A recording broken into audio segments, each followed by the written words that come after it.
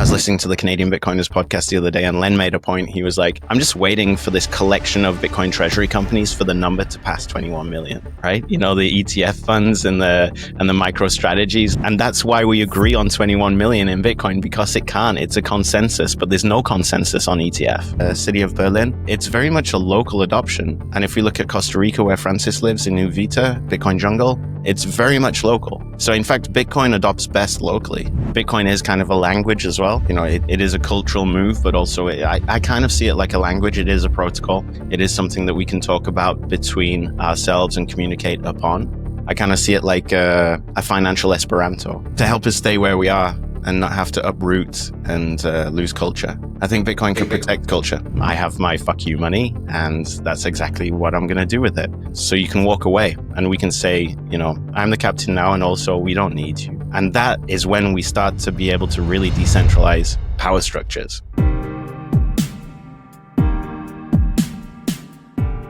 Hi, Pablo. Right. How are you doing? Pretty good, Robin. Pretty good. Just starting out a brand new day here in Quebec. I'm back home. It's nice to be home. I've been traveling this summer. There's been some great events going on.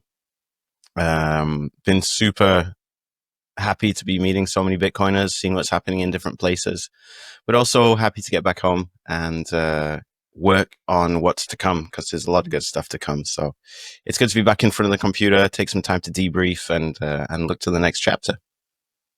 Yeah, it's like those traveling times are super busy, and like I really like also when I come home from a lot of traveling to just like have a month where I don't travel, like just like have like a month full of days where I just like wake up and go to bed at the same in the same bed, and don't like wake up and it's like, oh, like I'm traveling here.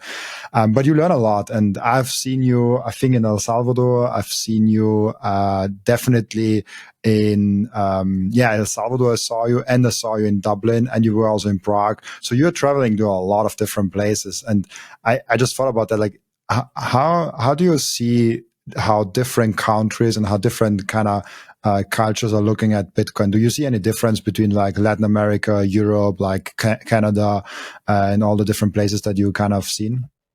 Yeah, I do think there's big differences. It's obviously, first of all, I'm going to make the mistake of generalizing countries and how they adopt Bitcoin.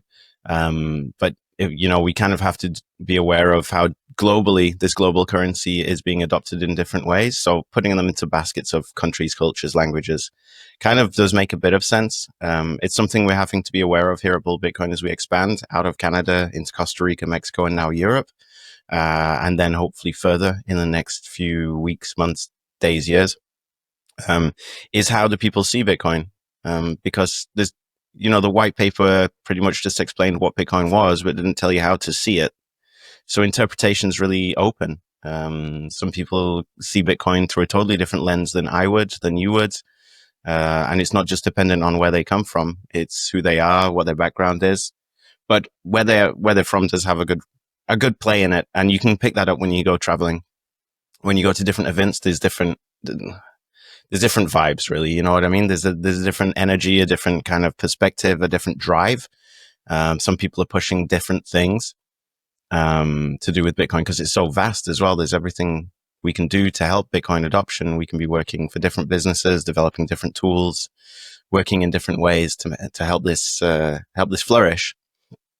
So as a general rule, what I kind of saw the first time I got to really travel with Bitcoin was meeting you in El Salvador as well.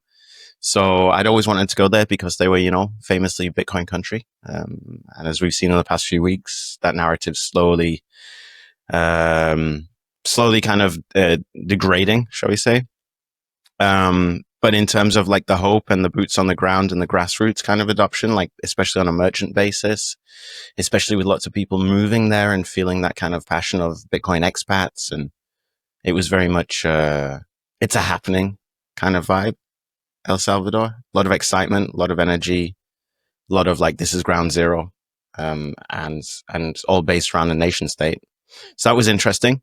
But also they're also focusing on helping people who are victims of the dollar, who are potentially unbanked. So that was kind of the focus in El Salvador. But then when I went to somewhere like Prague recently, Prague's totally different energy as well. First of all, it's multi-nation. There's a lot of people from all the different surrounding areas to Czech Republic. But I kind of noticed Prague had, with the people I was hanging out with, a really good cypherpunk kind of approach. Very much about tools for privacy. So that was like a different kind of Bitcoiner. We had an amazing cypherpunk event, which was held in this boat, like a kind of a ship rave kind of situation. It was really awesome, and there were just so many cool people demoing what they're doing or giving experiences of things they'd gone through where their privacy had been in jeopardy, and why privacy is important. So definitely the cypherpunk manifesto runs stronger through Europe than maybe other regions. In Canada, Canada seems to be a place that's that kind of got woken up around the Freedom Convoy. There's even news lines coming out now at the moment. Somebody this week from the Freedom Convoy just got debanked again. So that hasn't finished. That saga hasn't gone away for the people who were very involved in it. And obviously the choke point is their finances. So Canada, Bitcoin is a freedom tool from being debanked. The US are looking at White House and Bitcoin treasury companies. And all the events that are around these kind of address those concerns of the people. So an American event is different from a Canadian event, is different from a Prague event, is different from an El Salvador event. And that becomes a great reason to go to all these events, first of all, because they're very diverse. Even though the subject is Bitcoin, their approach is very diverse. But also it's very inspiring when it comes to Bitcoin and what is Bitcoin and where's your place in Bitcoin and how can Bitcoin help you increase your quality of life, essentially. As you can see across the globe, and yourself as well, you're traveling a lot as well. Would you say there's that kind of fits with the narrative that Bitcoin is different across the globe, or do you find it's more similarities than differences? I get it extremely also from the guests, because I have also guests from around the world on, and it's super interesting. I think European Bitcoiners are so focused on privacy because the government is spying so much. You have it, for example, in Africa, not that much. They don't care that much about the privacy aspect. They care more about, hey, can I transact in it? The grassroots media of exchange things because their currency sucks. So there's like, and it's generalized, as you said also in the beginning. So there's like different focus groups in different countries. And in America, I find a lot of this treasury talk, a lot of like number graph technology talk, but still self-custody and those things is also very important. I don't hear that much about privacy. I hear that more about that in Europe, but maybe like that can also like just be my subjective feeling. Maybe I just don't find the right Americans on that topic. So it definitely is. And if you look at history, when we see something developing and something being adopted, it's in different places at different times, right? We have electricity. You having electricity, I have electricity, but there are places where there's no electricity. Like that's a reality. We have internet, but there are places where there's still no internet. And the same with Bitcoin. It's not only that how it gets adopted, but like there are places where there's probably cities and small areas where there's no Bitcoin at all. Probably in the small cities and areas where there's also no electricity and no internet. So I think in general, we always talk about like worldwide adoption and all those things, but it moves in different speeds and in different areas of the world. And I think that's like North Korea probably has, I don't know how much Bitcoin adoption they have, and then how does this compare to the adoption of Bitcoin in the States or in Canada. So we all move differently. And this is the thing, like I think I told that a few times already in the podcast, but this was the reason why I wanted to do the podcast in English, because if we do it just in German, I talk to German people, Austrian people, and Switzerland people, and to some Germans and Austrian, Switzerland people that live somewhere else. But that's it. So, and I can talk to them also on an English speaking podcast because most of them actually speak nice English. So I can like nice, understandable English. So I can talk to them too. And now with English, I can talk to Africans. I can talk to Canadians, Australians, Americans, Indians, all of them. And it's different for everyone. Like and you really get a nice diverse view of like what Bitcoin actually is, and it's super hard to summarize for different states. But yeah, it's super interesting how different kind of states are different, have different focus groups. One small thing that I want to add is I know Germany is really obsessed with sovereignty and privacy, and I think that's why you also see. I think it's, if you look at the full node operators, I think Germany is number 2 or 3, even though it's not that big of a country. Like if you compare it to the States, like States is way bigger than Germany. And still in Germany, there's like a bunch of people that run full nodes. Yeah. I think the kind of take that people have on Bitcoin is maybe from two things. It's probably like the identity of the people, whoever the people may be. They might be across borders, but like the German speaking people or the North Europeans are very node runnery because they're very like engineer. They like solutions. They like to identify technical aspects. So, like shout out to the Netherlands and Germany and places like this who are really doing a really great job of, not the mining side, but the securing the network on the node side. And there's a lot of node runners. I had a great time meeting the node runners kind of collective as well. They do a great job and they're very like, they live, everyone says you live on a Bitcoin standard and stuff, but they live a Bitcoin culture, which is really cool. They have like a very like deep grained way of living out the Bitcoin culture in the actions they do. But also, I think it's like a reflection of the people, but I also think it's a reflection of the governments under which they're subjected.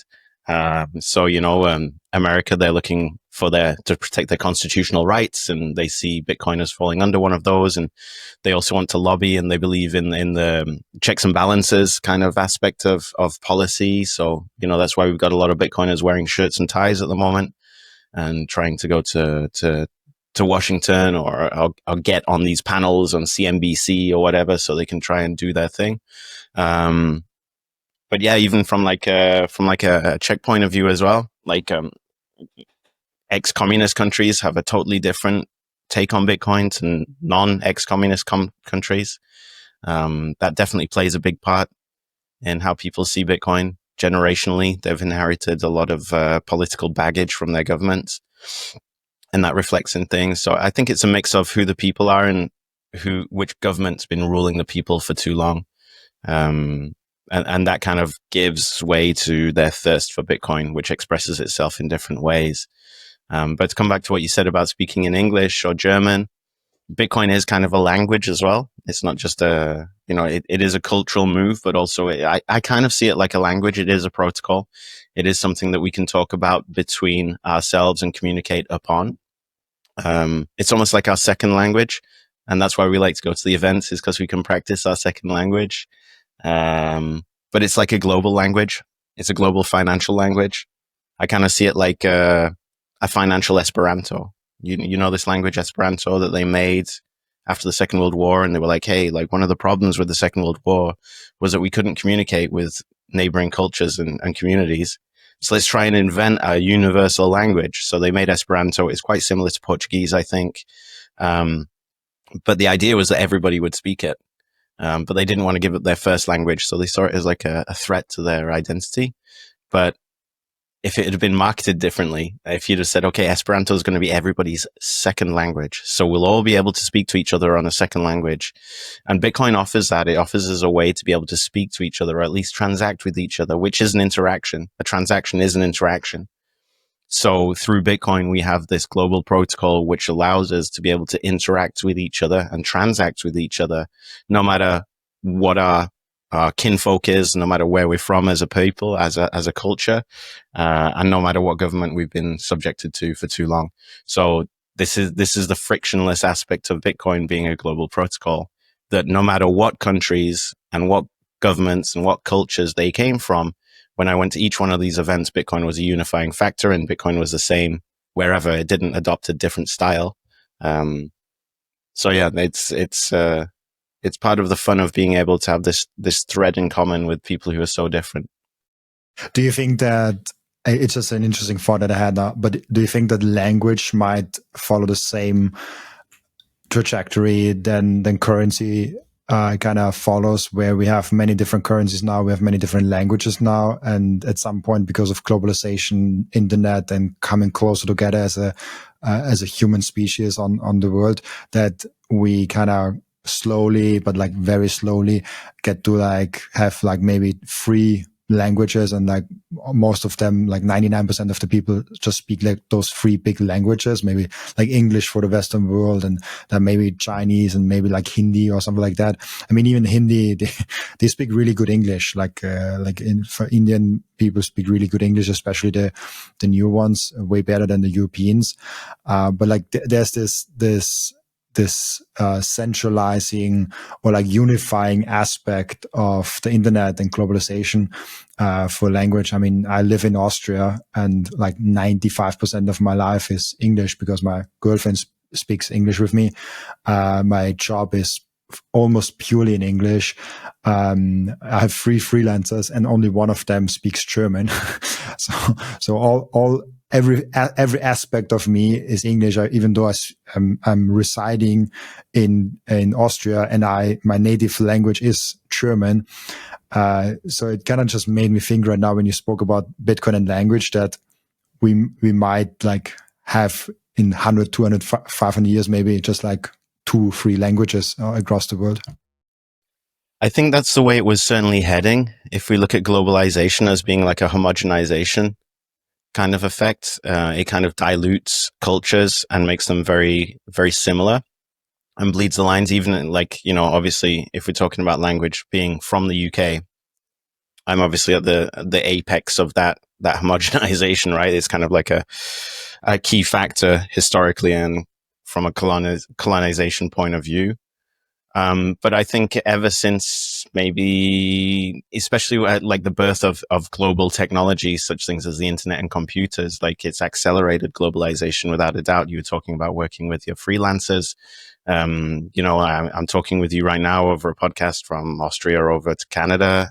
Bull Bitcoin, we don't have offices. So all my colleagues, we work virtually.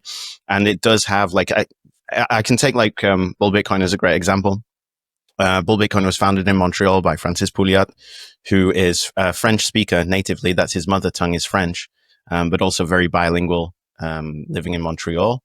But the key core first employees of Bull Bitcoin were either French speakers from France who were living in Canada or French Canadians living here in Quebec.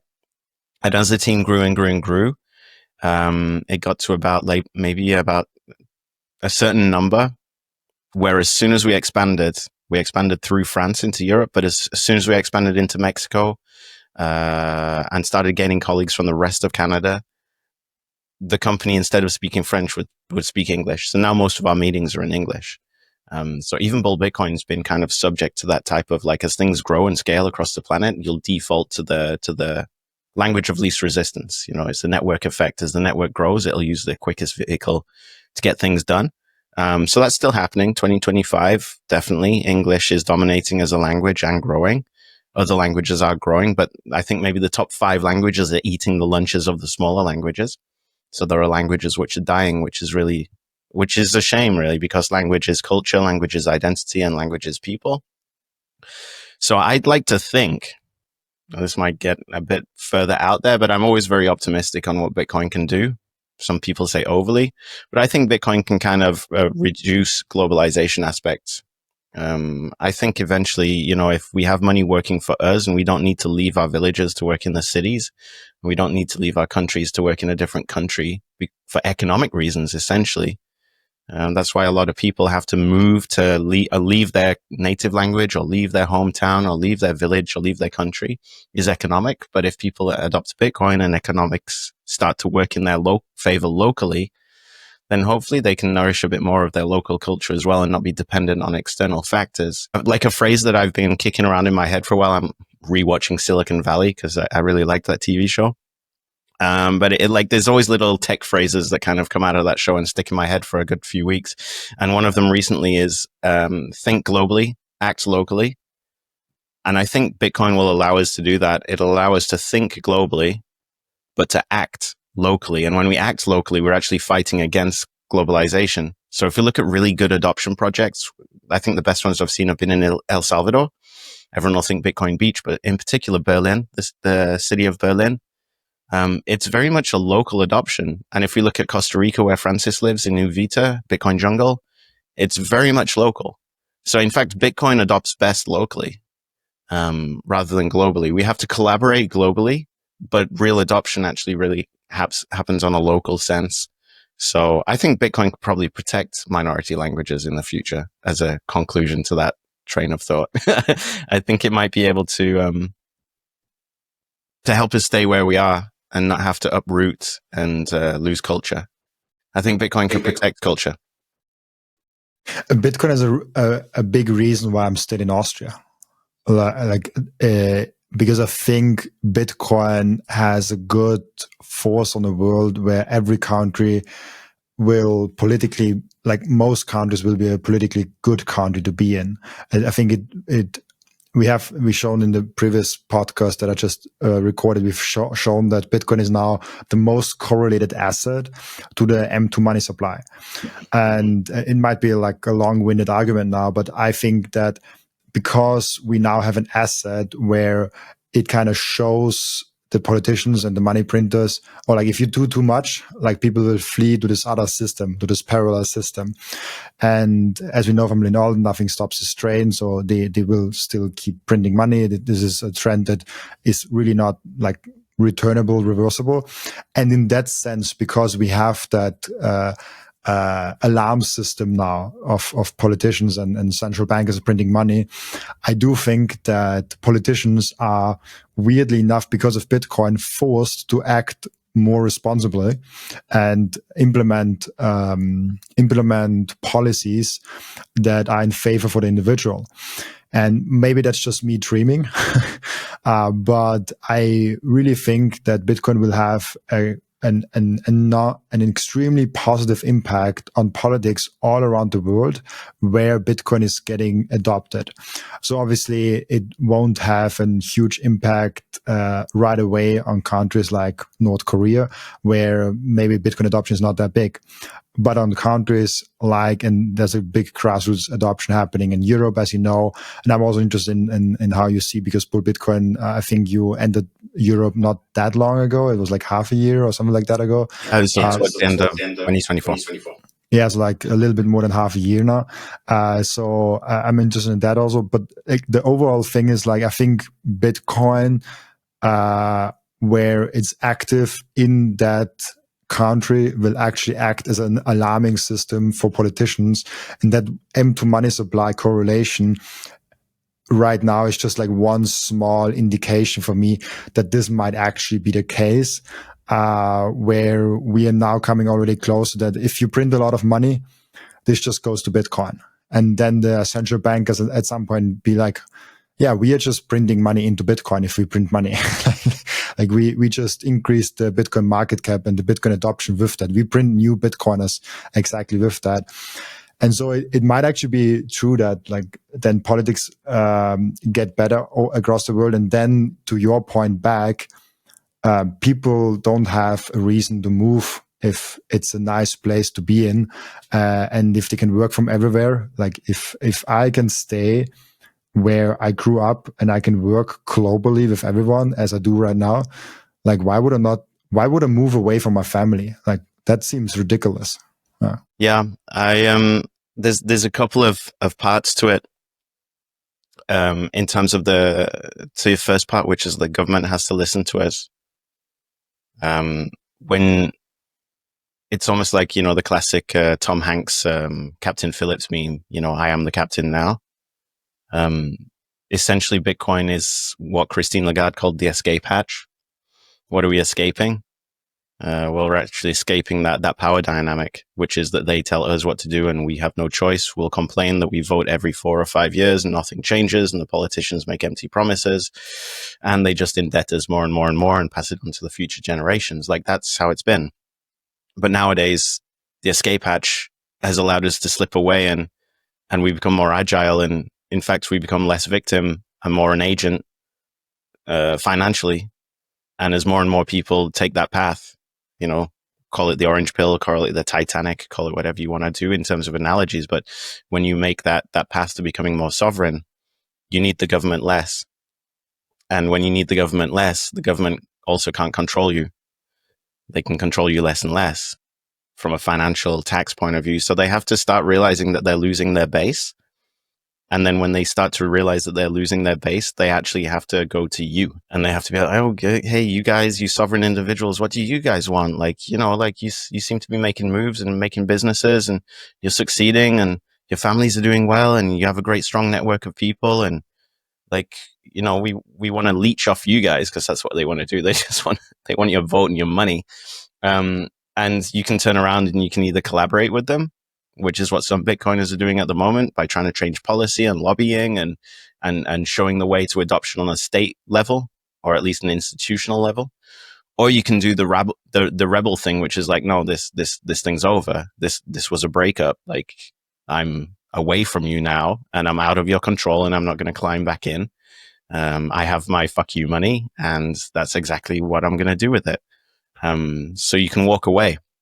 So it's kind of like if, I don't know, might be a bad analogy. Sorry, ladies, but it's kind of like your first wife, you know, like, you get married and it's like a very symbiotic relationship at the start. And then after a few years of living together, you realize that, hey man, it's just because maybe I don't know anything else. Maybe we're like very closely involved with each other. And in fact, maybe I'm not really in love with that person. And in fact, they control me a lot and they tell me what I can and can't do. And then when you break away, it could be either way, right? You break away from that relationship and then you start meeting new people and you start having a better time living freer and being more connected to people that you vibe with.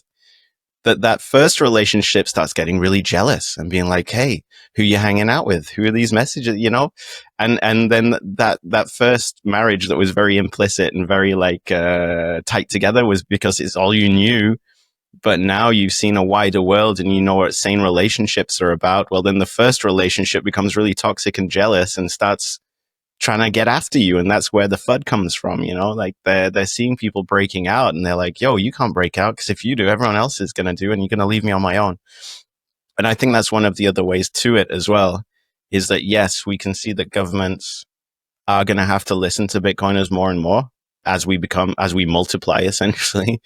There's more and more Bitcoiners joining the clan, and there's more and more Bitcoiners being born. And most of the Bitcoiners haven't been born yet. Somebody told me this a while ago, and I was like, that's crazy. Like, the majority of Bitcoiners aren't yet born. Like, we're still early, and there's a whole generation, even in 1 or 2 generations' time, that are going to be born natively Bitcoiners. So that dynamic is definitely going to change, but also to the way the world is at the moment and the things that the governments have done to the people, and the abuse of power and the corruption of system and the indebtment and the debt slavery and the extortion that they've thrust upon the people, whether it be from a nearly failed state in Africa to a highly developed state in Europe to a kind of North Star state in North America. All of these governments have way overstepped their mark, and that's why people have this apathy for politics at the moment. But the Bitcoiner doesn't have to play into that dynamic anymore. So we can put on our shirts and suits and ties and go to them with our ideas, or we can also just totally opt out. And we can say, you know, I'm the captain now, and also we don't need you. And that is when we start to be able to really decentralize power structures. Not just money, but we get to decentralize how we govern our communities. And then we can actually go back to our cantons, our regions, our départements, our villages, and we can be like, okay, so we've managed to break free of that power hierarchy. We have more power than we did before. How do we want to redesign that as a community, as a people, as a culture, as a subculture, as a branch of whoever we may be? We can redefine things. Like, I kind of really liked the medieval system in the UK where you had like these sheriffs of counties, and you had the counties, and the counties were very much run by themselves. Or you have the cantons in Switzerland, or you have, you know, the United States is kind of there with their state-based system. You know, they have the states which have a lot more power. We've been doing events here in Canada talking about independence, whether it be independence for Quebec the French-speaking province, which has had 2 referendums historically, both of which unfortunately went to vote no for independence, but also provinces like Alberta. We were there recently for the rodeo, and we were listening to Albertans who essentially want more power for their province. They want to break away from Ottawa because the confederation model is broken. They want to decentralize. So I think Bitcoin can allow us to do that totally, because essentially it'll be a global money that'll give you more power, and then eventually the governments become less relevant to you. They want you more, you want them less, so you can break away from that toxic relationship, and you can start to reform new, healthier relationships where you can govern in the way you want to. I'd love to see that. I'd love to go back. I was born in a village in the UK, right? So I'd love to go back to that type of model where the village is the center of your universe. And I think a lot of people feel that, especially people who've left home and have to move to cities or even move countries. And I moved a lot by choice. It was something I wanted to move to Canada, but there's a lot of people who move because they have to. I saw that in El Salvador as well. How many Salvadorians are living in the USA, not because they want to, but because they have to. And some people are moving back now. The Bitcoiners are moving back or moving to where they want to be quicker. So I think it gives you that type of power. There's a lot in there, man.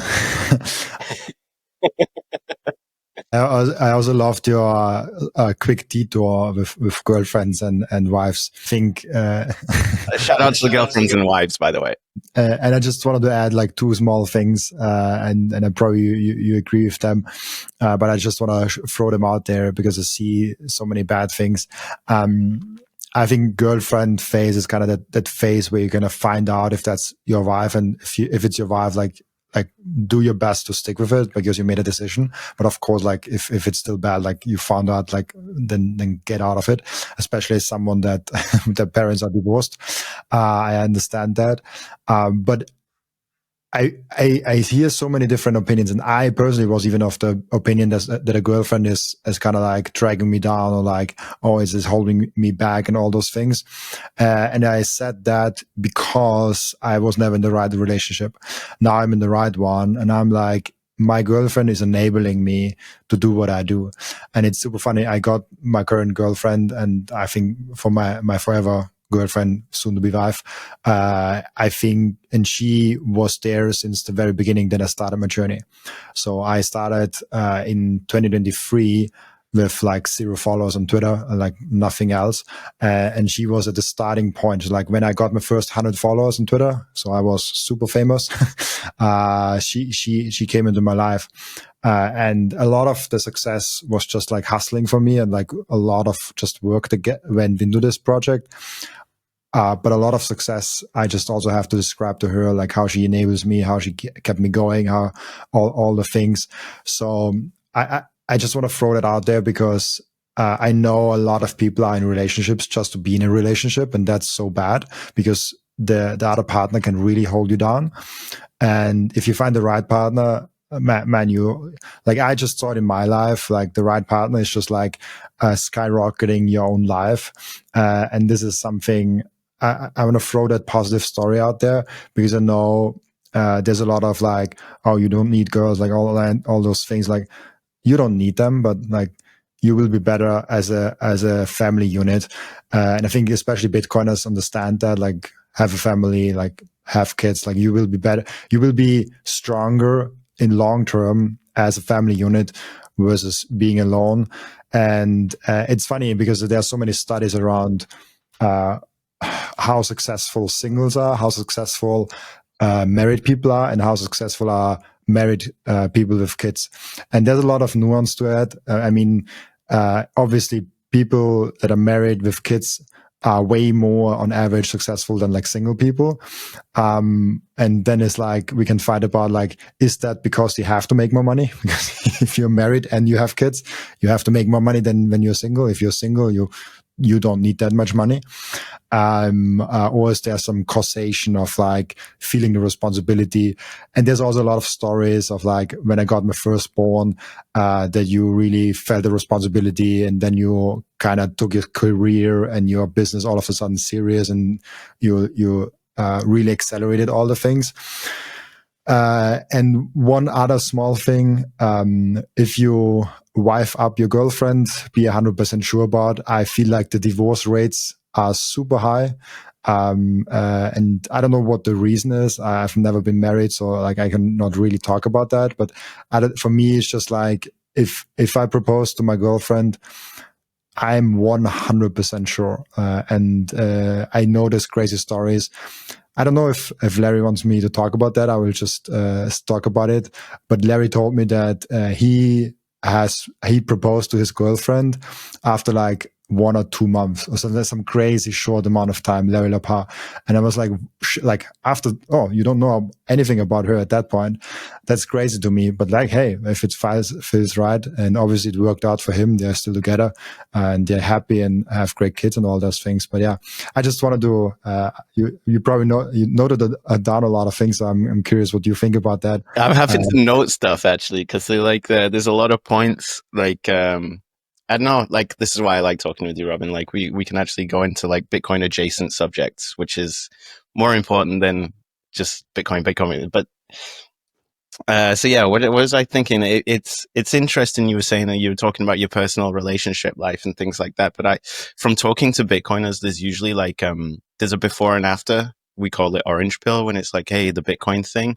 But also you'll see a lot of people, and obviously, this is pretty much, it's still male dominated in terms of events and podcasts and noise and culture and stories. So when I say people, I mean like mainly dudes. But from talking to a lot of dudes, it seems that there's also like in that transition between being like a fiat minded Bitcoin doesn't exist to becoming a pre-coiner, to becoming like a Bitcoiner, to doing the work to work it out. There's usually also in that transition period or that awakening, a lot of relationships that end, and like as part of that hero's journey, you've got to leave what was behind, right? So we talk about archetypes. A Bitcoiner is going through a hero's journey. Essentially, you have to leave behind what you knew to go into the unknown, to take the risk, to learn, to eventually come back to the place that you always should have been to. So it's like and then you finally feel like very comfortable, and that's hopefully where a lot of Bitcoiners are going to get to. But it's funny how there's a lot of Bitcoiners out there who are like, yeah, like you have like a pre-Bitcoin girlfriend, and then you have to do the single thing, and you delve into Bitcoin, and then you work stuff out, and then there's a transformation that happens. You start to work out what really is important for you when you remove this kind of shuttered vision of like, hey, next month, next year, high time preference, like fiat. You start to say, okay, I got space to breathe. I can work out what I want, like not just next year, but in 5 or 10. And then also you look to like more deeper values bases. So you also start to look for a partner who aligns more with those values. And then you work out like that there are socioeconomic pressures on how we live our lives in the fiat world that are no longer true when you live on a Bitcoin standard. And then that also says, oh man, okay, this whole thing that I thought was normal life is actually a model that's been imposed upon me for socioeconomic reasons. And it doesn't just mean like, marrying the wife and having kids, but like even as like to come back to the globalization point, why are families splitting up aside from divorce and marriage and things like that? But why are teenagers leaving the house? It's for economic reasons. Why are 20-year-olds living in very expensive condos in cities on their own? Like the classic kind of Italian model where, even like adult children will still be very close to their family, is socioeconomically better for the family. If you live more than 30 minutes away from your parents, as they get older, it becomes harder to take care of them. And as you're growing further and further apart from your brothers and sisters, of which you have less and less, you can't help each other out. Like big families where one person's a dentist, one person's a mechanic, one person owns a business, the other person is very skilled at, I don't know, at like repairs and construction. Well, you can help each other out as brothers and sisters. But if you're having fewer and fewer kids in a family and they're all moving further and further away from each other, then the family is getting weaker. And it's, the family is the base unit of society. So like we were talking about globalization and this kind of large model of who we are and how there's a homogenization financially. There's also like an eroding of the family unit socioeconomically, because so many people now say, oh, I can't have kids, they're expensive. So it's still happening. Like the families are going to get smaller and smaller. And out of my generation, it's going to be crazy. It's going to be crazy when our generation gets older, because I'm coming up to, I hate to say it, but 40 is not too far away from me. And out of my peer group, not just Bitcoiners, but my peer group in general, I'm definitely like a majority that don't have kids still. And I think honestly, maybe about 50% of people my age will not be having children. And that's maybe okay when you've got a house and you can order Amazon and you can just kind of chill and go on vacation 6 times a year. But what happens when you start getting older, when you need help, when cognitively, like you start losing your memory, when it's harder to carry your shopping up the stairs? What happens to you at that type of age? Also, when you can't work the jobs that you used to work, you become a bit irrelevant from a work marketplace. I think it's going to be very interesting. Well, I say interesting. I kind of fear for that type of situation. I think Bitcoiners are slowly realizing that we need to build up family units again. It doesn't just mean get married to some like Orthodox girl and have 7 kids. It can also mean like reach out to your brothers and sisters, help out your family, help your parents age gracefully. Try and collaborate with other families as well. You don't just have to stay within your family, your neighbors, your local community, because it's almost, I don't know, you can get conspiratorial about it and say it was deliberate, that they're trying to break the families and break our communities so they can control us better, divide and conquer. Maybe it is, but maybe it's not. But either way, I think we feel more connected to people. We feel we have a better quality of life when we're connected to the people who are locally around us. This is ironic because we're on a podcast across the Atlantic between the two of us. But that's why when you go to events, Bitcoiners are very happy to see each other, because we're connecting with each other and we have an aligned value system. And that's why eventually, I think after the dust settles with a Bitcoin adoption, people are going to be living together in better communities. I'd kind of like to think that. But so that was kind of like the family unit thing. We could get into like the separation, why a family's breaking up. I think there's spiritual aspects. From a religious point of view, I think, as soon as you start to see, it's like, in Bitcoin, we have what happened in 1972. And you can see as soon as gold standard was removed, well, everything tanks.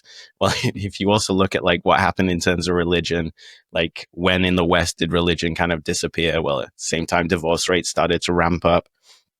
And marriage is a crazy thing. I'd love to be married. I'd love to be in a functional marriage. I'd love to be with one person for the rest of my life, and we can grow old together and take care of each other. But in terms of the reason is super important. Like, why would you get married? Like, a lot of people nowadays are not getting married for religious reasons. Which is a deep spiritual belief in, that this is the life before me that I was given by a superior power. So I will honor that marriage. No matter what the religion is, the marriage, if you're religious, is seen as being a sacred act. Whereas nowadays, in a society that has less and less religious believers, the marriage is more and more financial. Even if people don't want to believe it, the tax reasons behind getting married, like a lot of people I know are like, yeah, like, it just became practical, to get married, or like, yeah, we actually saved a bit, or like we've been living together, so by default we were already like what do they call it? They call it conjoint de fait in French. I can't remember what it is. Like, if you live with somebody for long enough and pay bills and rent together, like the government deems that you're kind of like legally together. So essentially, you let the state decide on your marital status, and you go to sign the act. You're like, oh, the state will give me marriage. But like previously, marriage used to be like, no, God will declare us as being married. And then that belief goes further than the government. So when things get difficult, you look to that for reassurance. But if the state marries you, when things get difficult, you look to the state for reassurance, and the state just says like, yeah, you can just get divorced. You know what I mean? So it's kind of interesting how marriage has swung from being religious to being like a government thing. I know, yeah, obviously there's a celebration and a coming together of families, which is also like the celebration part of marriage. But religious versus tax reasons is super interesting for me. I think it does play a part in divorce, because I know a lot of people who got married out of practical reasons. They were like, well, we could have just lived together and had children. but we got married because it made things simpler from a tax point of view. So I like marriage.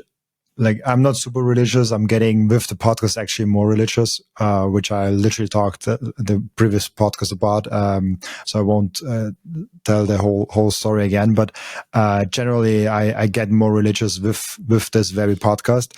But I always liked marriage as a kind of celebration of love and showing the whole world, hey, like that's a different perspective maybe on marriage, of like, you invite all your family, all your friends, everyone that you know, and show them like, hey, that's the girl, like that's my girl. Like, I love her, I want to be with her, and that's kind of the celebration of love, and showing to the surrounding, hey, I'm taken, like, I'm not interested, and I'm only with her now.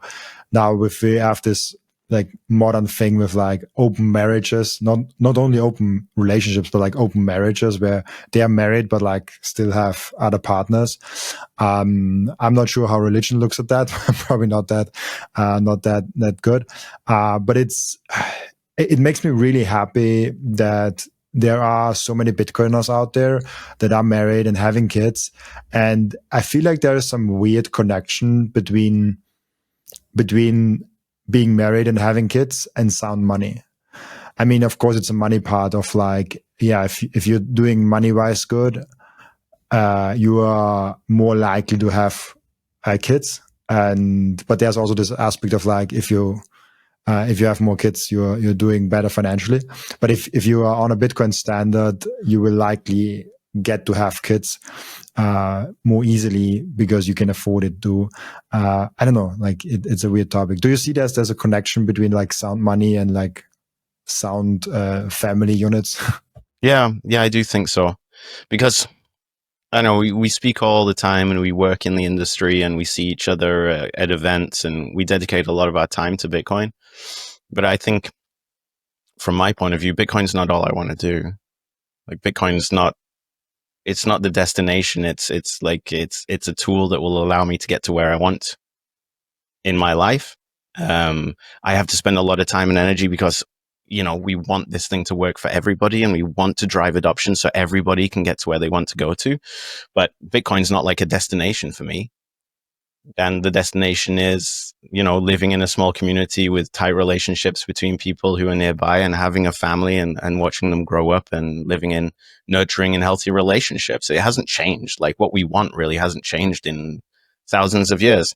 It's just the sands have shifted so that we're fighting a current of fiat, which is pushing us down and we're drowning in it. And that's why we see like our quality of life in the last 50 years is on a decline in developed nations and societies. The metrics that we used to judge off for quality of life are eroding and changing as well. The metrics are changing. But I think when you inject Bitcoin into it, you start to see, okay, well, the actual metrics that make me feel happier are going up now. So I feel less stressed and I can focus on other things now. And I start to be able to think about legacy and family. I mean, like, family is an absolute gift. I think it's just so underestimated that family is an absolute gift. And if you can succeed to raise a healthy and functional and loving family, like, you nailed life. Like, you really did. It's like it's the richest you can be, is to be able to, first of all, you can be lucky to come from a loving and functional family. And if you are or are not, then the second challenge is, can you do it yourself? Can you go out there into the world and can you start a family and raise a family that's healthy, functional, and loving? Like, if you nailed that, like, I don't think you need much else really. But again, that current that we're fighting against drags us into things that distract us from bigger visions than the day-to-day, the month-to-month, the vacation, the house, the extension, the renovation, the college fees, whatever it may be. Like, so we just get dragged into lots of different models.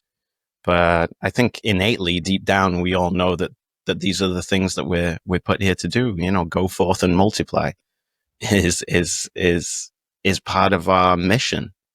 And it's a deep human mission that resonates with a lot of people, but it resonates more with Bitcoiners because they've got more space to sit with those needs and kind of work it out and read and grow I think it's a growth as well. You know, there's like a growing and knowing oneself and facing kind of the honest facts of like, yeah, this is actually what I want. It was what I always wanted, but I ain't distracted no more. I'm not swimming against the current. So I can look forward to those things, or I'll try and plan for them, or help other people out. Like I said, it doesn't have to be like get married to the Orthodox girl and have 7 kids. Like that's a solid model if you want to do that. But we all came from families as well. Like if anybody's watching this that came from a maybe dysfunctional family or a broken family or whatever it may be, you can also go up a generation as well as going down a generation, right? You can repair relationships with parents. You can reach out to cousins, brothers and sisters. You can try and enhance what you have as well from that family point of view, because you should hopefully have more time and more availability and less stress and less anxiety around your situation that you can go to. I'm handing out relationship advice now. This is ridiculous. But I'm aware of that. But you know, our relationships are super important, and Bitcoiners are essentially trying to step out of this kind of matrix situation and be like, yo, this is what it was all along. You know, everything else that we were going through was a bit of a veil, the fiat mask. If you take that off, you're like, hey, we can get back to healthier food, healthier education, healthier families. There's an aspect of health, financial health through sound money. So to come back to your point, is there a relationship between sound money and sound families? I think it's like healthy families, like sound money makes healthy families. I think it's more like from a health point of view, really. Like, and like there's a sickness, which is fiat, which is just kind of, it's like that cough you can't shake. It's just always there. You need to do something to change it up. And yeah, making that move onto Bitcoin is a change up that will have multiple positive impacts on how you live your life, including your family health. I think, I wish, I hope for people that's where we're going with this. The first time I ever made any money, I got myself from that money a watch. And ever since then, I collect timepieces to remember times where I achieved some milestone. That's why I got the Bitcoin 2025 edition when I went to my first ever American Bitcoin conference. So for me, the Bitcoin watches from Coin Vigilante represents the time that we are living in. For every person that wears a Bitcoin watch, I know they are representing sound money to the outside world. Make sure to check out those amazing Coin Vigilante timepieces down in the descriptions. I love those watches so much. I know how big of a hurdle it can be to have self-custody, but it's so freaking important to make that first step. We have to make sure it's as easy and simple as possible. And that's exactly what BitBox did. BitBox created the simplest and the easiest hardware wallet to use to get into self-custody. So get yourself a BitBox down from the link in the description. And when you use code Robin, you even get a 5% discount. The most important thing for your Bitcoin journey is not buying Bitcoin, but it's how to keep them. And yes, you have maybe the right tools, but how do you actually go ahead and stick it all together so it's the most secure for you personally? Self-custody is a deeply personalized journey, and the Bitcoin way is helping you exactly finding that correct setup for you personally. They are also helping you with securing your own cybersecurity. And if you want to go one step above all that, you can even get a consultation for a Plan B residency. Go to thebitcoinway.com/Robin and you will get a 30-minute free consultation. I want to tell you about something very special to me. It's called Microseed. If you hold your Bitcoin in self-custody, and you should, you know how critical it is to secure your seed phrase. You should not have them on paper. You should not have them on anything else than titanium. With Microseed, you can engrave your 12 or 24 word seed phrase, the entire seed phrase, onto a 1-inch small washer. Yes, just one washer. All 24 words on that one washer. You can hide that thing everywhere. And even better, you don't need to buy a new kit every time you have to get a new wallet. You can make unlimited backups because Microseed is not selling the washer. Microseed is selling the device that stamps the washer. And we have right now a summer sale going on for 15% off. So you get the full kit with the device, with the washers, with the hammer, with everything you need to get started today for $186. And you can make with that unlimited amount of backups. Go now to microseed.io. Again, that's microseed.io to get your last backup tool you ever need. Man, that's great. It's so funny because right before we started recording, I told you all, like, I always have some kind of small plan where I want to go with a podcast. And I can assure you all, and you also, the last 20 minutes wasn't in the plan whatsoever. That was not. You were like, so Pablo, what do you want to talk about? I was like, well, this and this and this. Like, I took my shower this morning. I was like, oh, I'm going to talk about this and this and this. Yeah, this was not on my list. But that's why I love having these conversations with you. You're very talented at what you do, and I enjoy these conversations very much. It's always fun to explore together. Like I said, I'm giving relationship advice. Like, I'm not the qualified guy. I am not, I call myself the evangelist, but, I all I want to do is help people learn a bit more about Bitcoin. I want to drive education. I like teaching. I'm not a tele-evangelist over the podcast here. Like, it is a journey that everybody can start to walk. The hero's journey is there before them. I want to help people find the tools and resources so they can start taking their steps on their own, but not feel alone. But yeah, just taking these aspects of life and refocusing through a lens of Bitcoin makes everything a lot clearer for me. And I'd like to think it does for a lot of other people as well, because there's been a muddying of the waters, and it's economic. But when we start to see through clearer waters, we get to a better place. And yeah, just entertaining these ideas is what part of the adoption is about.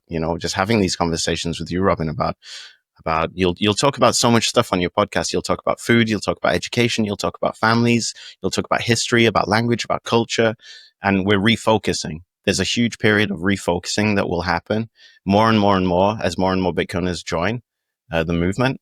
And, it's the power dynamics are changing as well. So it's great. We get to rewrite things as well. So it's a great position to be in. We live in really fascinating times, and Bitcoin's making it the most interesting life I could ever wish for. What a time to be alive. It's really nice. You said before that in the last couple of weeks that El Salvador is no longer really the Bitcoin country, and or like the story of that, and the brand is vanishing a little bit of the Bitcoin country. Why did you say that? Like, what's going on with El Salvador? Yeah, I mean, like, Bukele was very strong with the narrative and the image of Bitcoin country at the start. And I think it's been quite a while now that there hasn't been a lot of stuff to back up that narrative. In terms of work that people are doing out of the beach or out of Berlin or out of My First Bitcoin or out of the expats that move there, the Bitcoin hardware store, like, there's all of these great movements, the events that happen in El Salvador, the Bitcoiners who are operating the farmers markets, adopting Bitcoin. There's all of these great things happening in El Salvador, but they're all coming from the Bitcoiners who either moved there or the Bitcoiners who are local and adopted Bitcoin on a grassroots level. Those are the highlights of El Salvador at the moment. And that is why it is still Bitcoin country, because I know a lot of Bitcoiners working very hard in El Salvador. But in terms of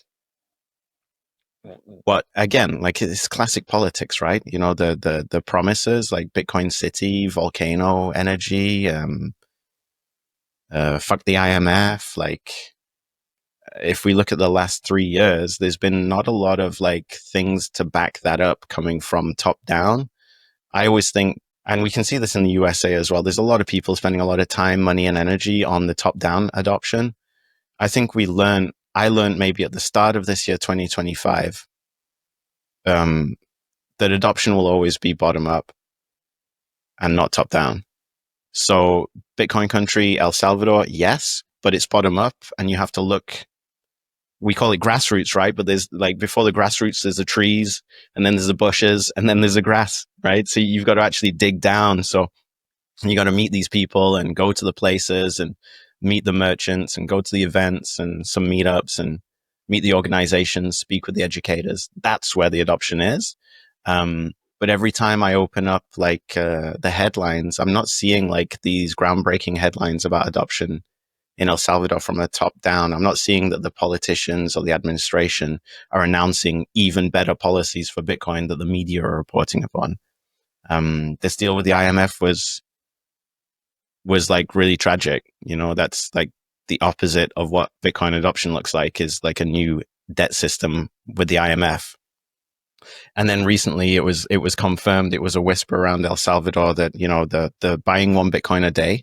Did you hear about that? Like, you know, Bukele was buying like one Bitcoin a day for a long time. And ever since the IMF deal came out like earlier this year and went into effect in April, there was still a Bitcoin being bought every day into the public wallets that, you know, had been shown publicly with the expubs. So people were like, hey, like they're still acquiring what's going on. Like, that's cool. Is it cool? What's happening? And people were suspecting and whispering and rumoring that they could just be moving money from one wallet to the other. They're not necessarily buying any Bitcoin, right?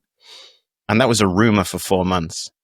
But this week it got confirmed as being, well, that's the case. So it's kind of like I don't know. Conspiracy theories are kind of funny, but I always get these memes where it's like, yeah, here's what the conspiracy theories was saying, or the rumors, you know, and then here's everything that came right. And with that rumor, with that conspiracy, with that doubt, it was proven correct this year, this week, in fact, last week.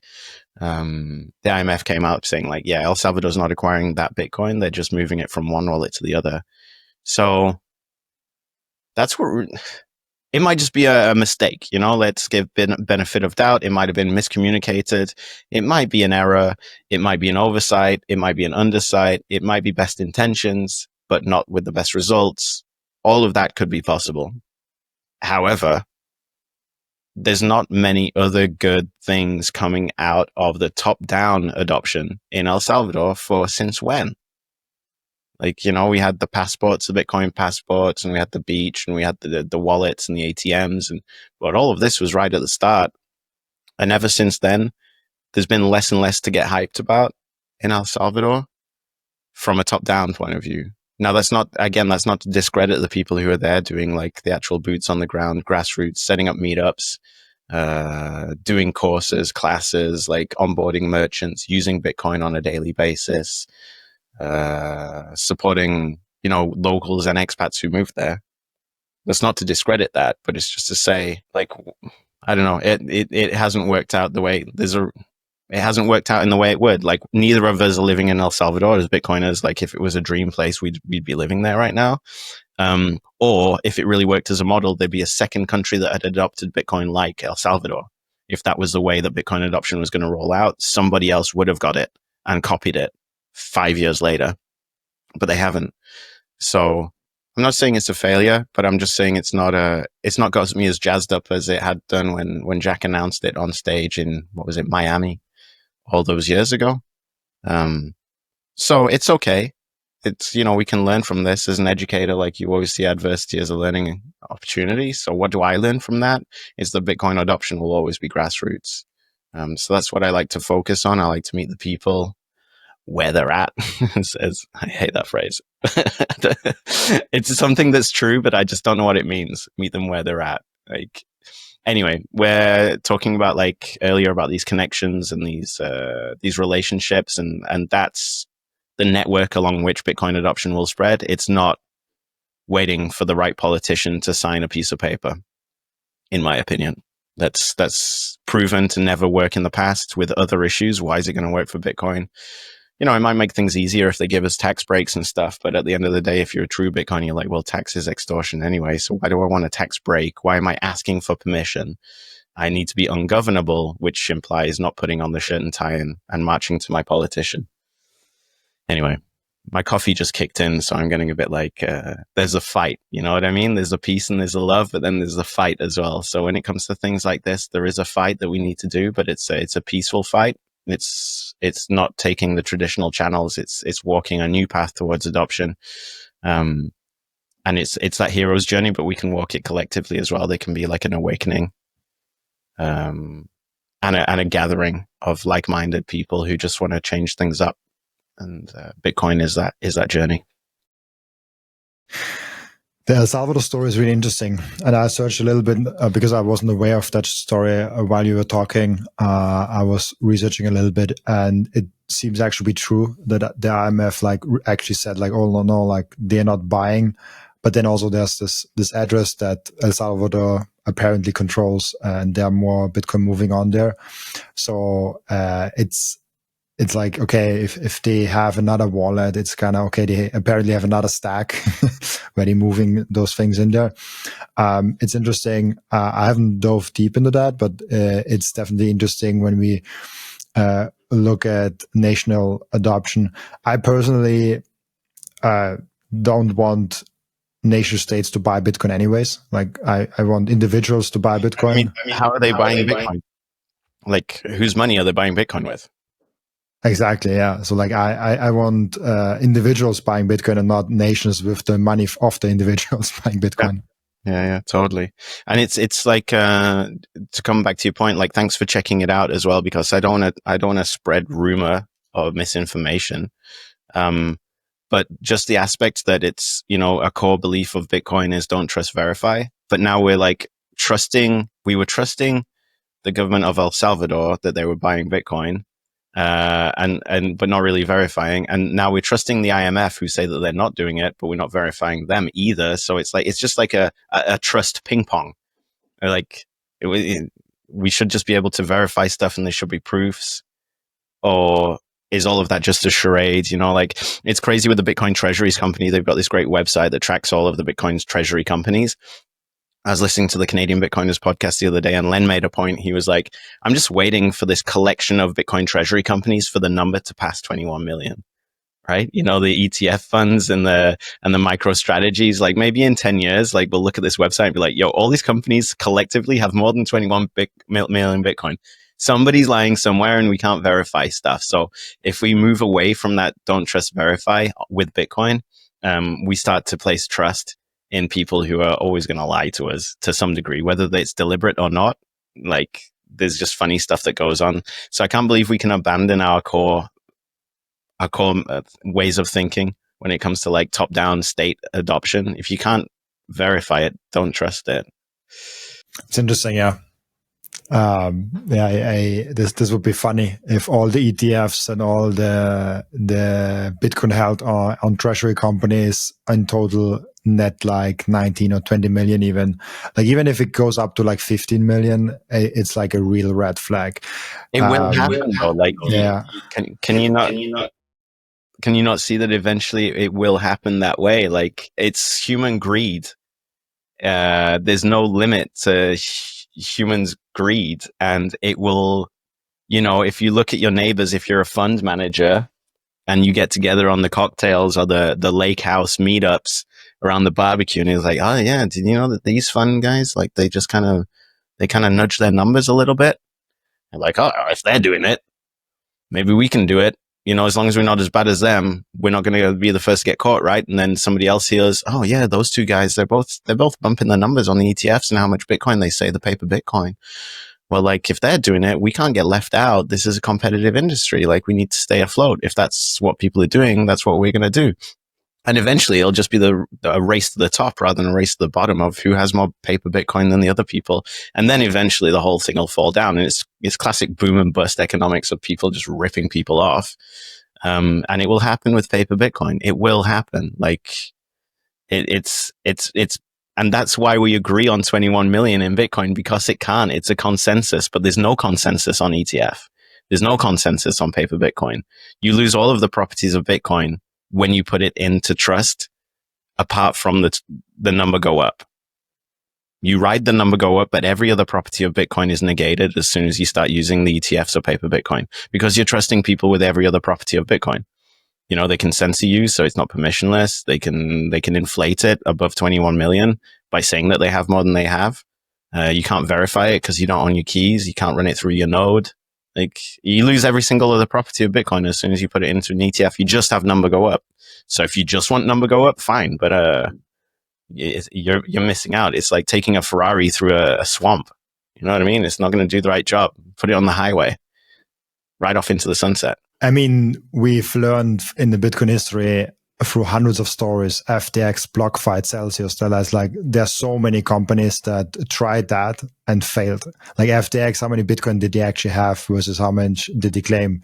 Of course, they did it fraudulently. Now there's this argument of, do companies that are from the SEC or monitored and all those things, like, do they also, because like FTX was an off-shell company and it like run by like a teenager, but it was still like a huge company. Like they were advertisement with like those big football things. Like I think Tom Brady or like famous American people that I don't really know really stepped forward and like advertised FTX. So it was a big deal. They had every sign of legitimacy in terms of what the fiat culture is. They had, like you were saying, sports stadiums. They had visibility. They had reputation with the SEC. They had political support. They had a young, charismatic philanthropist in charge of it. They had the perfect Silicon Valley model of reputable business. But even that was eroded by human greed. Like at the end of it, like Bitcoin protects you from human greed if you own your Bitcoin. But if you're just a Bitcoiner with not your own keys, then you will be a victim to human greed because somebody above you will rug you. Like, you become unruggable when you have your keys. FTX was a great example. And I don't know, like we're both young guys. It's not like we're talking about like the Vietnam War or something like pre-memory. Like, it's not like history in Bitcoin is long. We're talking about a 16-year period of history here. You don't have to be a real old timer to look at examples of where this model already failed in the past. So why are we reusing it again right now? It's very short-sighted and it's very lacking memory, and it's very, but this time it's going to be different, right? You know, that's what they're going to tell you. Yeah, but this time it's going to be different. Proof of reserves and like SEC and like, no, it's not. It's not. Like, you're a fool to think it's going to be different. And I just hope people listening to this kind of work it out that, hey, it's crazy. Like the paper Bitcoin stuff, everyone's talking about paper Bitcoin and Bitcoin reserves and ETFs and buy the stock and yield and everything. I actually worked it out that if you have paper Bitcoin, if you have the ETF Bitcoin, you're actually further away from real Bitcoin than if your money was just sat in the bank. You're actually further away from holding sats than money in the bank. Because if you have money in the bank, you can send it to an exchange, or you can withdraw it and peer-to-peer exchange it, and you can start earning UTXOs. So the bank is in the middle, and the UTXOs are on this side. But in fact, if you're on the ETF, you're actually further away because you've gone from your bank to your brokerage, who've taken your money and invested it in a stock or an ETF or a company. So to get that money that's in Bitcoin back into actual UTXOs, you have to go from the investment fund to your brokerage, from your brokerage to your bank account, from your bank account to an exchange, and from an exchange into Bitcoin. So you've actually added distance between you and Bitcoin. You've got the price, but you've got further away from the UTXOs. Fiat is closer to UTXOs than a fund because you can't cash out in kind. I think the only hope that I have for like all of these investment vehicles, which are Bitcoin related, is if they allow you to cash out in kind, which means that I can call up BlackRock, I could call up Strategy and be like, yo, I want to reclaim my stocks or my ETF in Bitcoin. Here's an address. Send it to me within 6 confirmations. And if they bring that in, that could be huge. But to do that, they have to be super responsible because they realize that within 6 confirms, they can lose 100% of their Bitcoin position because people can run them. And then they get like a bank run, but a Bitcoin bank run. And that can happen super quick because you can't close the bank and you can't make people queue up. They can just reclaim online. And that's what happened with what they called Silicon Valley Bank. They got bank ran on an API because banking is super quick nowadays. It's not actually just queuing up and waiting for the teller to hand you your money. You can just withdraw digitally. So imagine what would happen if the ETFs allow you to in-kind cash out on Bitcoin and the price crashes. There would be a run. And I think they wouldn't let you do that. So until they allow you to in-kind cash out, you can probably be sure that they're being dishonest or greedy, or they're going to rug you at some point. Otherwise, they'd let you escape easily. That's my theory. Europe ETPs that allow in-kind actually. But in the US, apparently it's really limited and is actually not a thing at all. By the way, I love that. I do that since like a few weeks now, that if I'm not sure about something, or if I'm not sure about something that the guest says, previously I was like, I cannot research that. But now you can literally type it in an AI and like, oh, okay, you get some kind of information. You're still kind of like, you have to look deeper, but you have a little bit of an understanding of the topic. And it really makes, like, I have, how's the guy called on Joe Rogan? Jamie? Yeah, Jamie. I was just about to say that's exactly why like podcasts usually have like a producer kind of person, the third person outside of the screens to check, because that's what happens when I talk with friends, right? If I'm having a regular conversation, me and you, outside of a podcast, it's like, oh, let me just check that out. Like, but then it obviously breaks the flow of the conversation. But I always like to kind of delve in and just learn a little bit more, or be like, is what I said definitely true? Because there's so much information nowadays in 2025. We hear things, we see things, we read things, but to actually check it out, like I said, I was giving relationship advice earlier. Definitely check that out for yourself. But yeah, I don't know. There's all these sorts of products. Things move quickly, and it's also something I don't spend a lot of time on, is looking at all these different products. I deal with UTXOs and helping people get them. But yeah, definitely worth checking out this information. And one last thing that I want to get to, because we talked about El Salvador, we talked about top-down politics on Bitcoin. How do you look at Trump? What he did? He was such a hero figure in the Bitcoin space before his election, and now with like meme coins and tariffs, like he made some enemies in Bitcoin, like more enemies than before. How do you look at like what he's done for Bitcoin and to Bitcoin, and if it's like a net positive or net negative, maybe even to Bitcoin adoption? Yeah. So just generally, like I was saying, I think January 2025, maybe like springtime 2025. So only a few months ago, like I went to Nashville when Trump spoke, and what's his name? Kennedy, RFK spoke, and Vivek was there. And, it was super cool to be like, just hear politicians say the word Bitcoin. That was the thing that just got me excited. Every time they said Bitcoin, I was like, yes, okay, it's happening. This is it. You had Bukele, you had Milei as well. So they were like very good looking potential Bitcoin politicians. There was Bukele who took the first move. There was Milei who was swinging a chainsaw around, and there was Trump who was orange man, orange coin. So all of that was looking super positive. But like I said, if we look at the news that's coming out from the top-down adoption, there's less and less momentum on all of those politicians. So to speak to Donald Trump, he's lost his base, not just on the Bitcoin thing, but on a lot of other issues as well. We can see, like, in the last couple of weeks, with like overseas war, he lost his base. With Bitcoin, he's lost his base. With the Epstein stuff, he's lost his base. It's been and it's classic, right? I don't know why we're surprised.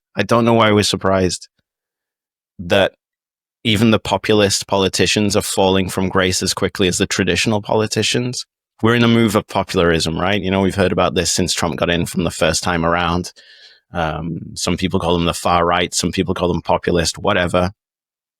But the reputations of these politicians have the same expiry date as regular politicians. It's, 6 months after second term. They don't care anymore. And the people who went to the rallies and the people who post about them are now turning into their critics. And that's it. That's kind of the way it goes out. But there's always, like, this meme that goes around a lot, which is the Trojan horse meme, right? You have the citadel and you have the Trojan horse, and there's like some politician leading in the Trojan horse, and inside the Trojan horse, there's Bitcoin. And the citadel represents the current system. So, like, all these politicians who are bringing Bitcoin laws are going to, eventually overrule the traditional system. So Bitcoin is hidden in the Trojan horse. I also think that maybe Bitcoin was the citadel, Trump was the Trojans, and inside the Trojan horse is stablecoins.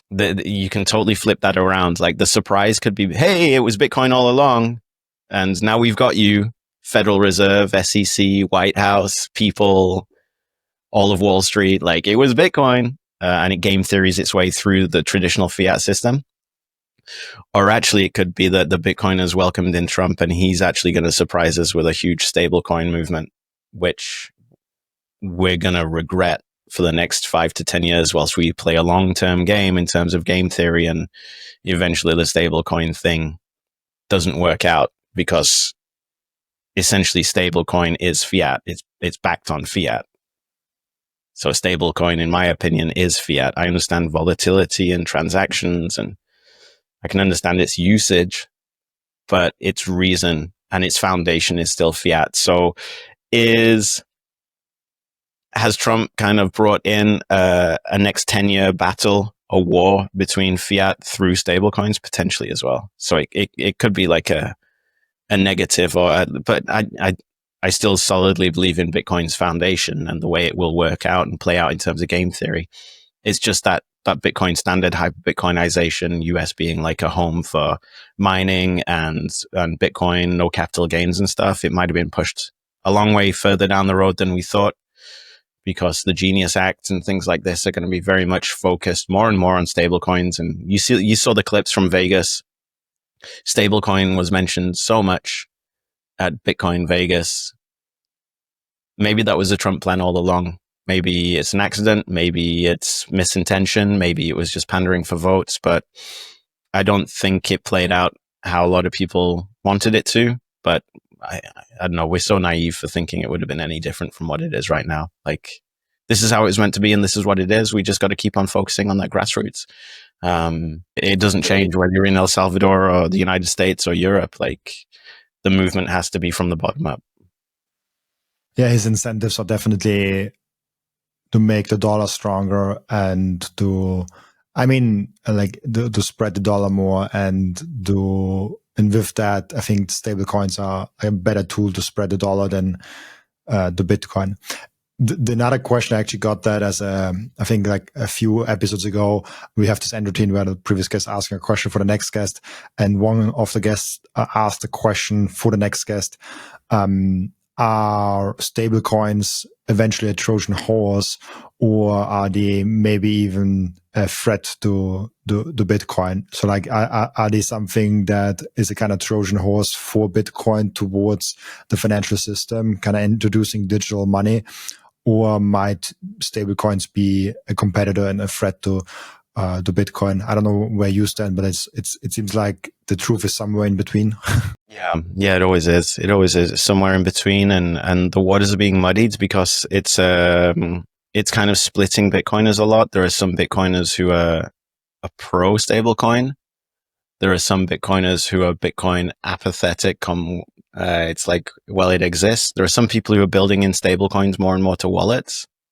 From like an onboarding education point of view, like I'm looking at different types of hot wallet and different integrations. And some people do see stablecoins as being a vehicle to adoption because it's removing a friction point.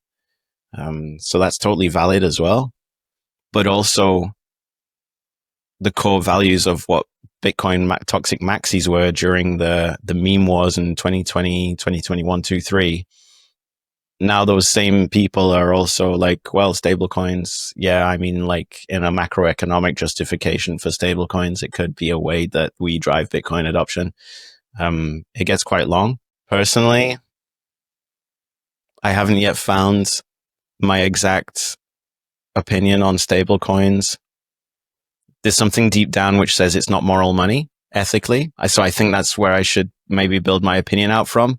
But again, when I'm trying to onboard people and I see people, what about the volatility? Or like, what about this and that? And, there's different wallets that are using, you can load up a USDT wallet right next to your Lightning Liquid, whatever wallet. There's a few different software wallets that are integrating that. There are people who are doing these amazing Bitcoin hacks with like taking bonds, USD, like the Tether kind of move, which are definitely driving adoption from a numbers point of view, but not a cultural point of view. There's something about the US dollar that we all hate. So we should be able to transpose that onto USDT. I don't know why there's a difference. I don't know why there's a difference in terms of what that represents. You know, I love the Americans. I love going to the USA. I love their founding values, but the dollar itself represents corruption, abuse, violence, manipulation of power, and something that's broken to me. But I don't have to use it on a day-to-day. But if I start using Tether, well, USDT, well, I am using it on a day-to-day, so I'm actually joining all of that. I don't know why I'd want to do that. So I think that's my opinion on stablecoins. Like, it's a sandbox for innovation and it's a macroeconomic justification, but morally, I don't vibe with anything that's backed on the US dollar. Like, why would we as Bitcoiners be using something that's backed on fiat? After we read the Bitcoin Standard and talked about sound money for years and years and years on thousands of podcasts, why would we go to using something that goes against everything we've just been saying is a core value of Bitcoin? You can be 100% Bitcoin. You don't need to be stablecoin in any sense. Onboarding, offboarding, yeah, maybe. But as a Bitcoiner, you should be flipping every single stablecoin into Bitcoin straight away. Or you could even boycott it and be like, I only accept Bitcoin. That would be a great move.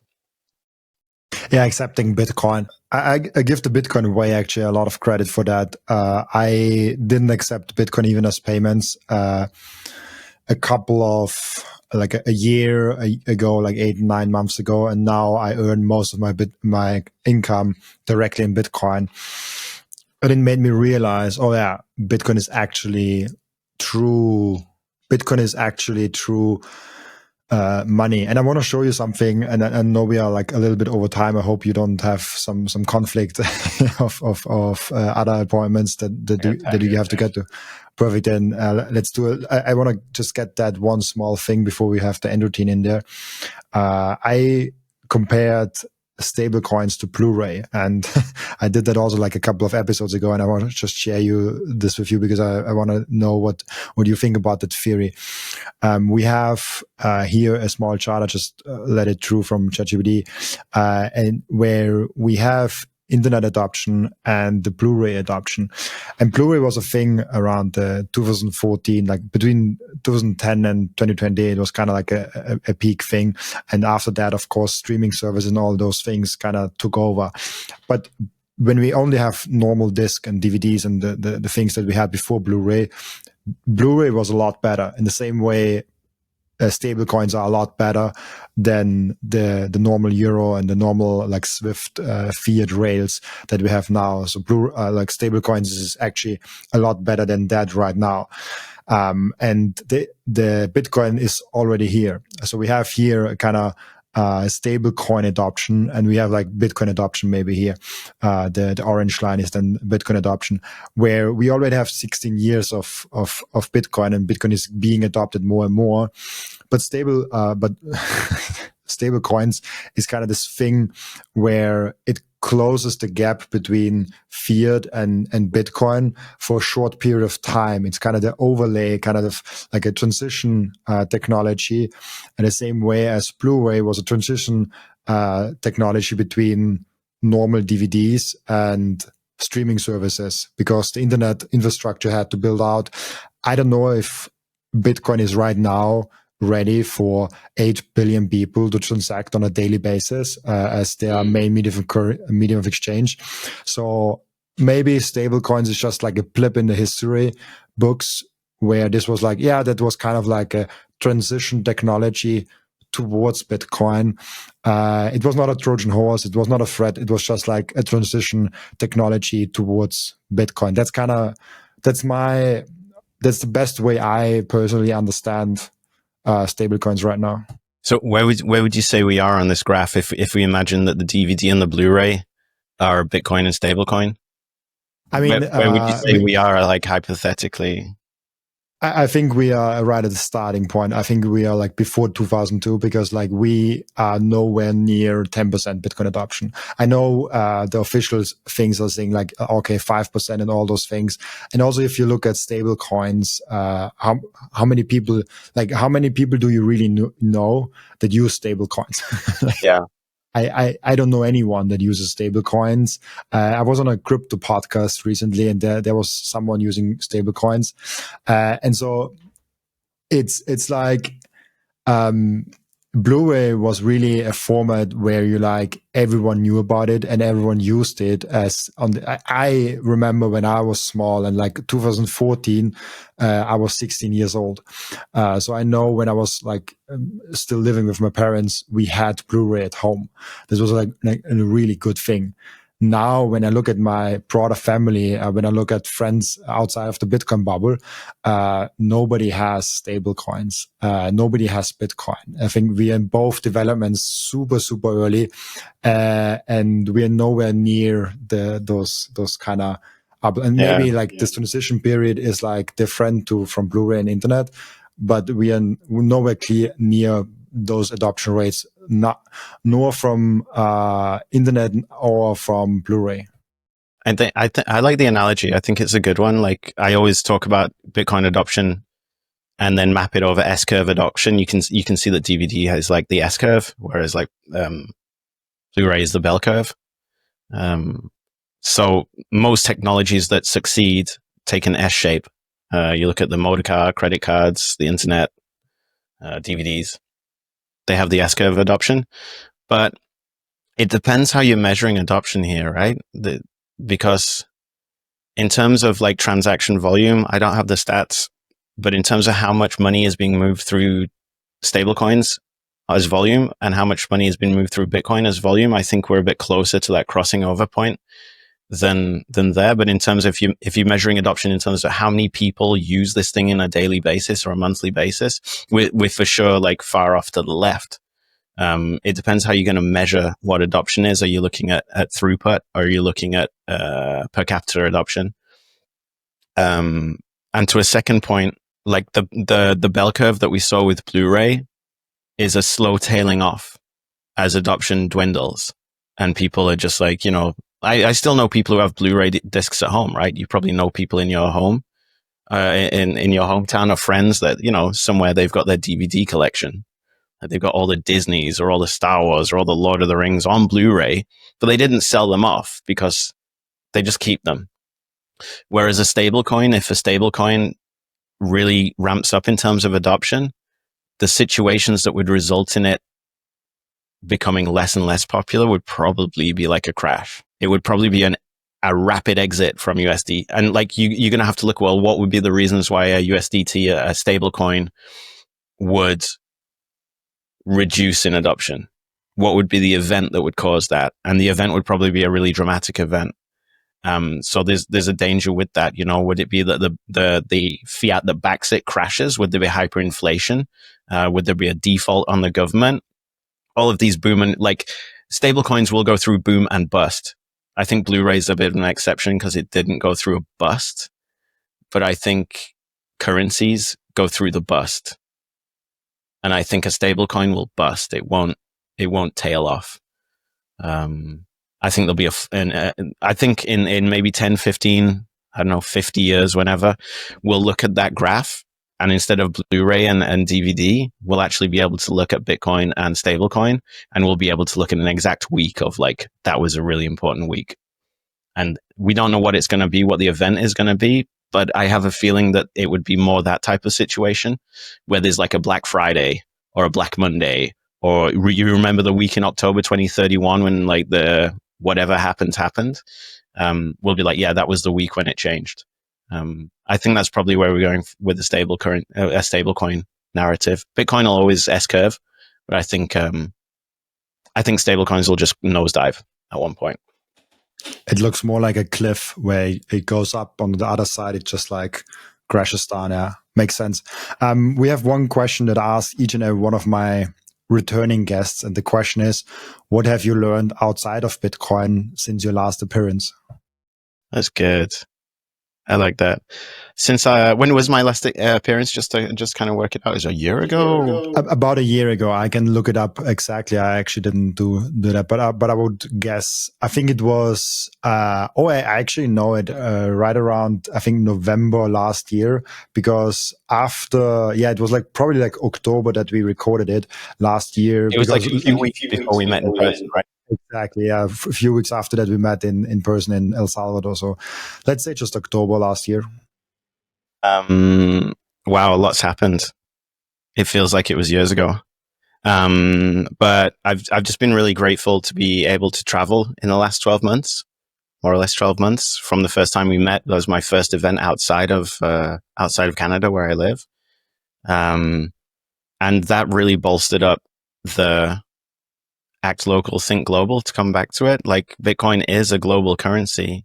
And through speaking to different people from different walks of life and cultures and backgrounds and approaches and realities, like, I got to live that global aspect of Bitcoin through these events. So something I worked out was, it's not just, it got me really excited by actually seeing Bitcoin act in different areas of the world. So I learned to understand the application processes for Bitcoin, whether it be El Salvador or Ireland or Alaska or wherever I've been, that Bitcoin applies itself to all of these different contexts. And those are only a few. So there are infinite possibilities of the application usages of Bitcoin.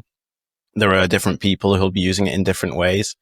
So the travel that I've been the travel that I've been able to experience has really helped me learn that I got into Bitcoin through a very personal journey with my own situation. And then as I've met other Bitcoiners here in Canada, I learned that there was a Canadian narrative behind Bitcoin. And then as I've moved overseas, just like Bull Bitcoin as well, we've expanded. We're also learning that the perspectives and the focuses and the people who take Bitcoin are all doing it in their own little ways and styles. And that's something that I've learned to respect and that I'm now trying to build into my work. So how do I build that in?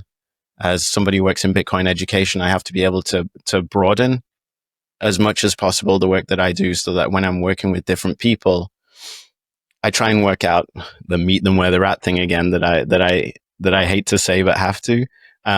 It's definitely become a factor of something that I have to build into how I address Bitcoin adoption.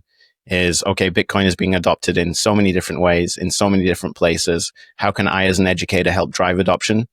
If it's in a place that I'm not familiar with or people that I don't know super well, I have to eventually become like some kind of facilitator rather than a pedagogue laying down knowledge. I have to be a facilitator. I think that's the easiest way to drive adoption, is to fertilize the soil in which Bitcoin grassroots will grow. That's been one of my things. It's not a protest anymore. It's not a yelling at the government. It's not an antithesis of destroy fiat. In my opinion, it's my job, at least, is to be able to make sure we have fertile ground in which grassroots adoption will happen. And that's a very large field that we have to sow. So I've really enjoyed that. And that's one thing that I've learned. I love that. And I also love the aspect of, like, there's two ways to build the biggest building in town. The first one is to build a media high building and kind of bomb all the other ones. And then you have the highest building, or you just build the highest building. And I'm a big fan of just building the highest building and focusing on our things. So not focusing on tearing down fiat, tearing down stablecoins, all the other things, even though we have to kind of remind people how bad those are, but focusing more on like why Bitcoin is so good and facilitating Bitcoin itself, and just focusing on that rather than like shitting on all the other things. That's kind of what I heard from here, but that's an interesting point. I love that you learned to facilitate the orange pilling. Really cool. We have Andrew in the podcast, as you know, where the previous guest is asking a question for the next guest without knowing who the next guest actually is. And the previous guest asked you the question: since becoming a Bitcoiner, how has Bitcoin changed other areas of your life? Other areas of my life. I think it's given, and this might sound a bit I think it kind of comes back to what we were saying with the families and things like that about when Bitcoin becomes a part of your life, there's less noise. There's less things that worry me. I think in terms of stress is definitely reduced. I mean, like I have real stress because I work passionately and I try and deliver to deadlines and I work events. That's like an enjoyable stress. But in terms of like the anxious stress about where are we going, what's happening, the skepticism, that in general has gone away. You know, like I listen less and less to what the media cycle. I take care of myself more and more. I start to discover that there's a lot of things I can do, which are very simple, just to keep plugging away at life and living a day at a time, but also having a long-term reassurance that things are going to play out and I'll be venturing upon a lot more different cool experiences. So I think it kind of quietens all that noise because I got into Bitcoin before COVID. And I held Bitcoin for a long time before COVID. 2017, I think, was when I first started owning UTXOs. But then when COVID came along, like the kind of like, we must act, we need to resist, like things need to happen and the government's after us. And it was very like a high stress awakening. But nowadays it's it's probably because I spent some time in like LATAM as well. It's all good. You know what I mean? There's like this kind of assurance that honestly, like it's all good. It's like we can get worried about the state of the world. It's for sure that there are terrible things going on, but Bitcoin allows me to focus on more positive things and feel that I'm making a change. And not just in the work that I do, but in the way I act, in the way I see the world as well. So I'm so grateful for that because I think there are a lot of young, middle-aged people who are working out like what's going on, and people get really like bent out of shape over what's going on. But once you can kind of adjust the focus a little bit, it has such more of a calming effect. So I think like calm and reassurance and reduction of stress is definitely something that Bitcoin's given to me. I love that. That's really cool. The low time preference. Man, we went into really interesting small rabbit holes there the last almost 2 hours now. Before I let you go, maybe give the people some like where they can find you, like where they can best reach out to you and ask you questions. Yeah, sure. So my name is Pablo. I work at bullbitcoin.com. So you can reach out to me via email if you want, pablo@bullbitcoin.com. I'm on Twitter under Saxtron3000. And I'll be appearing in person. The next event I have is Learning Bitcoin, which is in Vancouver on the 16th and 17th of August. So we'll be leading some pedagogical workshops. I'll be directly in contact with people, helping the speakers animate interactive workshops so we can really make a difference. People can go to an event with questions, get them answered, move through technologies, adopt things quicker. That's the next event I'll be involved in. But for everything else, you can find me usually just through bullbitcoin.com, which is now available in Europe, Canada, and Mexico, and Costa Rica, and all over Twitter as well. So we're trying to push forward not just the exchange, but the cultural movement that's required. So come and check us out and reach out if anybody wants any help with education work. I work with different organizations as well, such as Amity Age and My First Bitcoin, and like I said, Learning Bitcoin.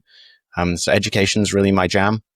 So if you are a Bitcoin educator and you want to work together or you need support, especially, please do reach out because we need to broaden this network so we can help grassroots adoption. Awesome. Thank you so much, Pablo, for being on. And also thank you so much for everyone that is watching and listening for joining us today. As always, I'll be back tomorrow with another episode. Bye-bye.